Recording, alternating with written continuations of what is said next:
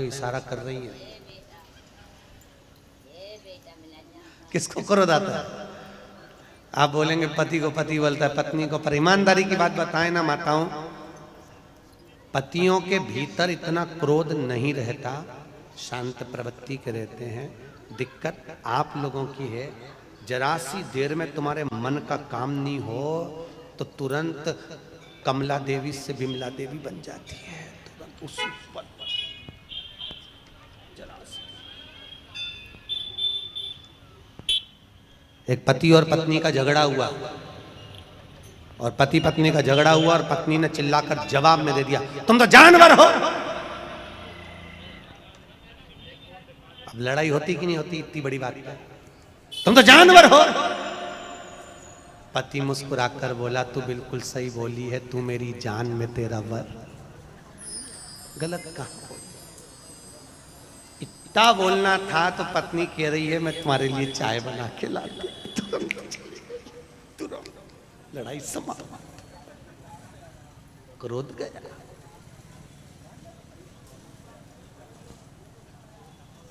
क्रोध समाप्त। आज हम उनके यहाँ गए थे, क्या नाम उनका, नाना भाई के यहाँ, पानी वालों के यहाँ, तो उनके यहाँ वो वकील साहब मिले थे। तो वकील साहब बोले, गुरुजी उनकी धर्म पत्नी आई प्रणाम करने के लिए। तो वकील साहब बोले, ये मेरी धर्म पत्नी है।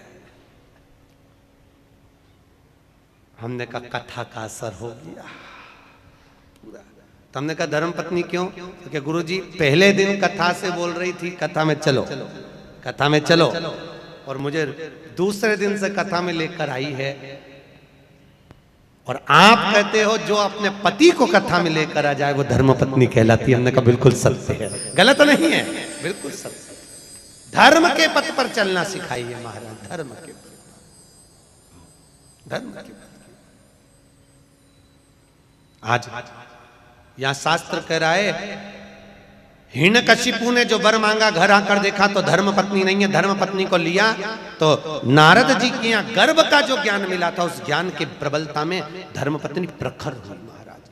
पत्नी के गर्भ से जो बच्चा हुआ होते से उसने भगवान के नाम का हिलात करा, उसका नाम प्रहलाद हुआ है महाराज, प्रहलाद।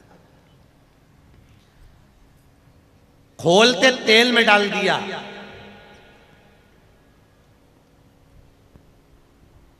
पर्वत पे से नीचे फिगवा दिया, समुद्र के अंदर डलवा दिया, तो भी प्रहलाद नहीं मरा। आखिरी में हिरण्यकशिपु ने अपनी बहन को बुलवाया। क्या नाम था उसकी बहन का? जम के बोलो जरा। होलिका। कौन से महाराज ने बताया कि हिरण्यकशिपु की बहन का नाम होलिका था? क्या नाम था? डूंडा। हिरण्यकशिपु की बहन का नाम था डूंडा। कौन थी ये प्रहलाद की? हिरण्यकशिपु की बहन, प्रहलाद की बुआ। आप में से कितनी बुआ बैठी है? बुआ कितनी है?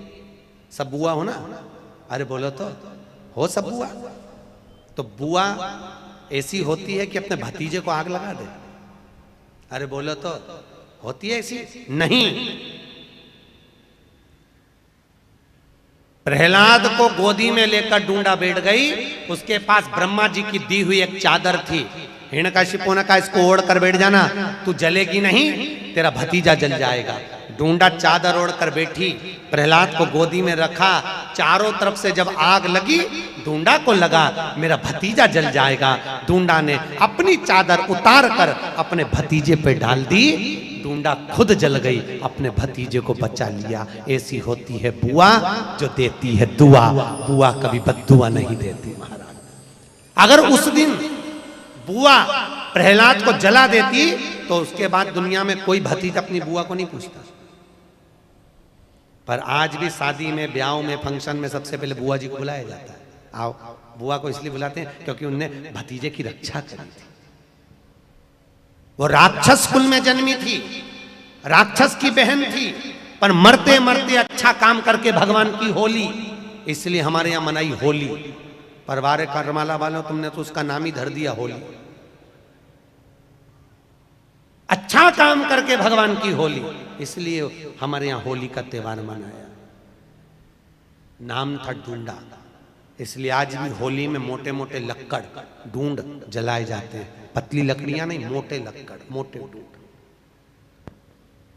जली। अंतिम प्रहलाद से पूछा ये ज्ञान इसको आया कहां से? गुरु जी से पूछा इसको ज्ञान कहां से है? तो ये गर्भ का ज्ञान है। गर्भ का ज्ञान कोई साधारण है क्या? गर्भित ज्ञान। प्रथम ज्ञान होता है गर्भ का ज्ञान। माता कहती हैं गर्भवती नारी को भजन करना चाहिए। कथा सुन, हम एक बार पंढरपुर में कथा करने आए थे, लगभग 17-18 साल पहले की बात होगी। कथा करने के लिए आए थे, माहेश्वरी भवन में कथा थी। अभी उस दिन हम लोग गए थे तो हम माहेश्वरी भवन में ठहरे थे महाराज। माहेश्वरी भवन में कथा थी, माहेश्वरी समाज ने कराई थी, सोमानी संगमनेर के, उन्होंने कराई थी। कथा में एक बहू आकर बैठी, उसने कहा गुरुजी कल आप हमारे यहाँ आना। जैसे कई लोग कहते हैं ना हमारे यहाँ पधार जो, आज हम एक दो जगह गए तो आप हमारे यहाँ पधारना। हमने कहा ठीक है आएंगे दीदी, जरूर आएंगे। हम गए उनके यहाँ गए, उसने सेब कतर के रखे थे, काट के रखे थे। उनका एक लड़का था 12 साल का, वो सेब उठा के ले गया। उसने ड्राई फ्रूट्स ला कर रखे, काजू बादाम पिस्ता, वो पूरी की पूरी प्लेट लेके भाग गया। थोड़ी देर बाद उसकी माँ ने चांदी के गिलास में दूध भरकर रखा, वो गरम की गरम दूध ले जाकर गटर गटर पी गया। हमारे सामने आता और वो उठा के भाग जाता।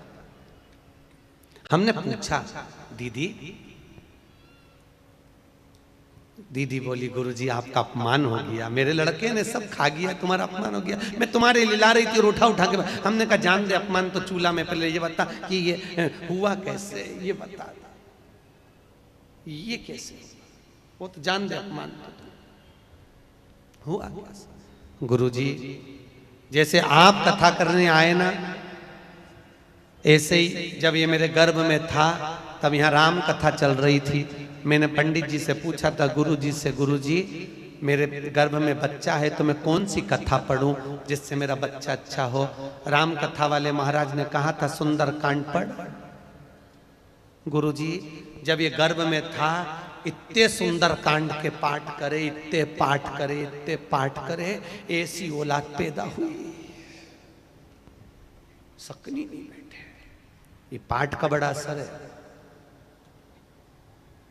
आज के जमाने में जो औलाद होती है ना, ये टीवी देख देख के पैदा होती है, क्योंकि डॉक्टर बोल देते बेड रेस्ट, डॉक्टर बोलते बेड रेस्ट, पलंग पे पड़ी रहो, दिन भर टीवी देखती रहो। 24 घंटा टीवी देखे, गर्भ में जो बच्चा था वो टीवी देखता रहा। माँ के दृष्टि से बच्चे ने टीवी देखी। अब बच्चा जन्म लिया तो दिन भर, क्योंकि वो टीवी में नाटक देख, नाटक में ऐसा कोई नाटक ही नहीं जिसमें कहीं का हंसता दिखे। पूरे नाटक में देख लो, कहीं ना कहीं 24 घंटे रोती ही मिले। नाटकों में, सीरियलों में रोए, वो नाटक देख के औलाद पैदा हुई। अब घर की बूढ़ी बूढ़ी माताएं कह देती हैं, कहने में चुकती थोड़ी ना माताएं, तुरंत बोलती भैया हमारी भी 5-5 औलाद थी, हमारी भी 4-4 औलाद थी, खिला दो पटक दो, खेलती रहे। और हमारी बहू ने ऐसी औलाद पैदा करी, एक करी वो भी ऐसी करी, दिन भर पे करे, दिन भर रोए, दिन भर।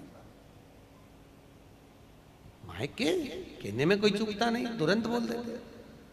अब प्रहलाद गर्भित ज्ञान इतना प्रबल था।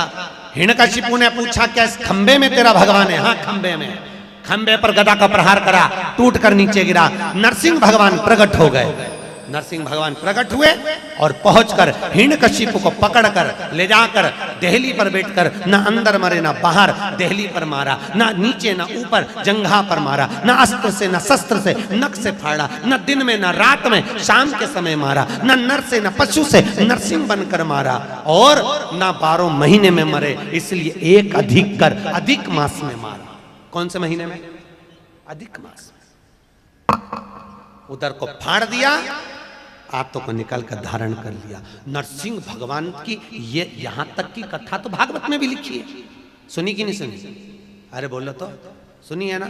अब जो कथा वेद व्यास जी ने शिव महापुराण में लिखी वो आ रही है, सुनो, ध्यान दो। नरसिंह भगवान का क्रोध बढ़ता गया, बढ़ता गया, बढ़ता गया, इतना क्रोध, इतना क्रोध, इतना क्रोध, क्रोध बढ़ता गया, इतना क्रोध बढ़ा। इन नरसिंह भगवान इंद्रलोक में गए तो इंद्र का सिंहासन तोड़ दिया, ब्रह्मदेव क्या गए तो पुष्प तोड़ दिया, जहां जाते नरसिंह भगवान कुछ तोड़ फोड़ करके आते। लक्ष्मी जी भगवान शंकर के पास आई, लक्ष्मी जी ने विनती करी, नाथ मेरे पति को क्रोध आ रहा है, इनके क्रोध को शांत करिए, बहुत क्रोध है, शांत करो, थोड़ा क्रोध शांत करिए। शंकर भगवान मौन आनंद में विराजमान थे, स्मरण में डूबे हुए थे, भजन चित्त आनंद में कर रहे थे। आपको पहले भी कथा में कहा, राम शंकर का भजन करते हैं और शंकर राम का भजन, हरि विठ्ठल शंकर का भजन करते हैं, शंकर पांडुरंगा का भजन करते भजन डूबे। जय जय विठ्ठल विठ्ठल विठ्ठला, जय जय विठ्ठल विठ्ठल विठ्ठला, जय जय विठ्ठल विठ्ठल विठ्ठला, जय जय विठ्ठल, सब गाइए, विठ्ठल विठ्ठला, जय जय विठ्ठल विठ्ठल विठ्ठला, जय जय विठ्ठल विठ्ठल विठ्ठला, माझा विठ्ठल पांडुरंगा, माझा विठ्ठल पांडुरंगा, माझा विठ्ठल पांडुरंगा, माझा विठ्ठल पांडुरंगा, जय जय विठ्ठल विठ्ठल विठ्ठला, जय जय विठ्ठल, ताली से बात, दोनों हाथों से, विठ्ठला, जय जय विठ्ठल विठ्ठल विठ्ठला, जय जय विठ्ठल विठ्ठल विठ्ठला, माझा विठ्ठल पांडुरंगा, माझा विठ्ठल पांडुरंगा, माझा विठ्ठल पांडुरंगा, माझा विठ्ठल पांडुरंगा, जय हो जय हो।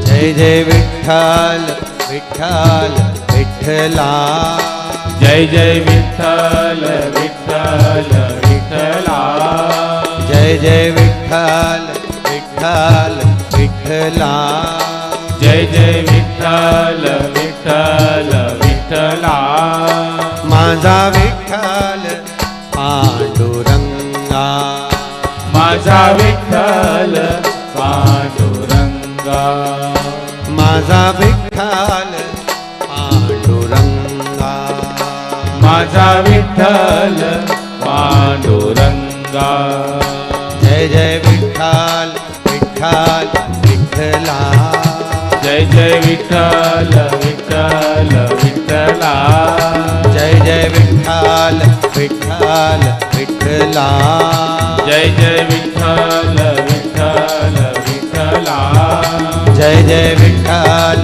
विठ्ठल विठ्ठला, जय जय विठ्ठल विठ्ठल विठ्ठला, माझा विठ्ठल पांडुरंगा, माझा विठ्ठल पांडुरंगा, ओ माझा विठ्ठल पांडुरंगा, माझा विठ्ठल पांडुरंगा, जय हो।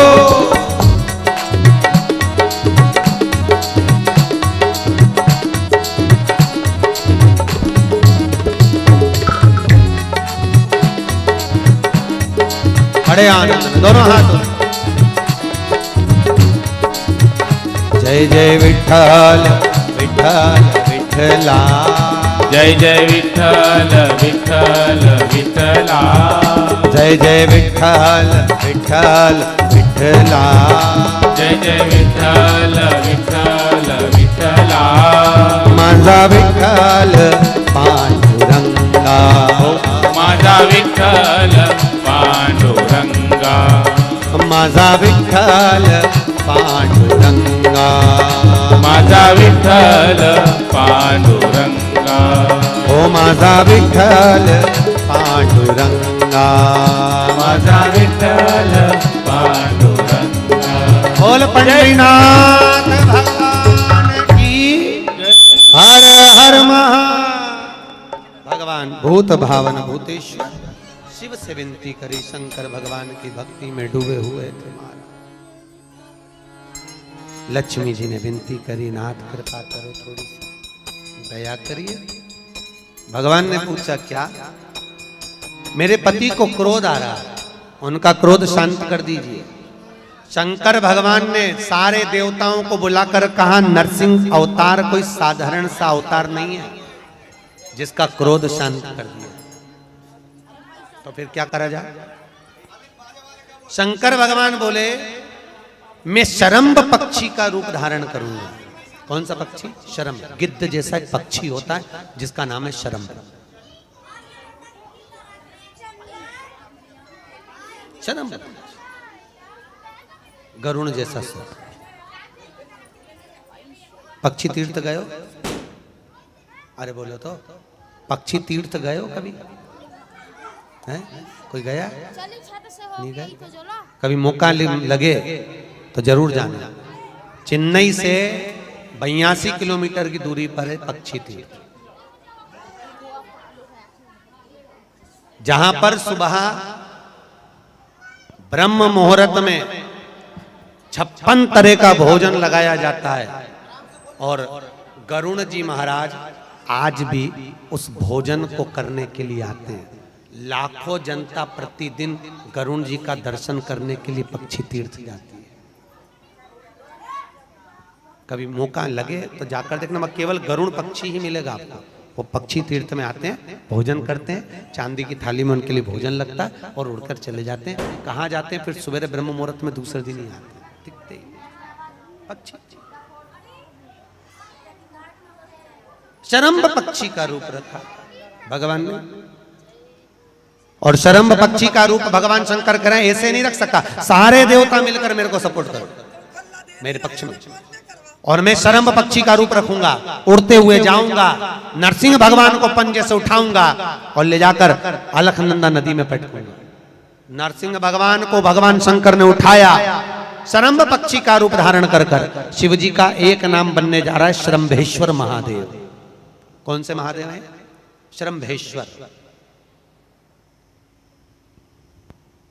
शरम्भ पक्षी का रूप रखकर नरसिंह भगवान को उठाकर ले जाकर अलखनंदा नदी में, बद्री का नाथ में, बद्री विशाल के पास जो अलखनंदा बहती है उसमें ले जाकर डाला। डालते से शंकर भगवान के डालने से भगवान नरसिंह का क्रोध समाप्त हो गया। नरसिंह भगवान वहां पर नरसिंह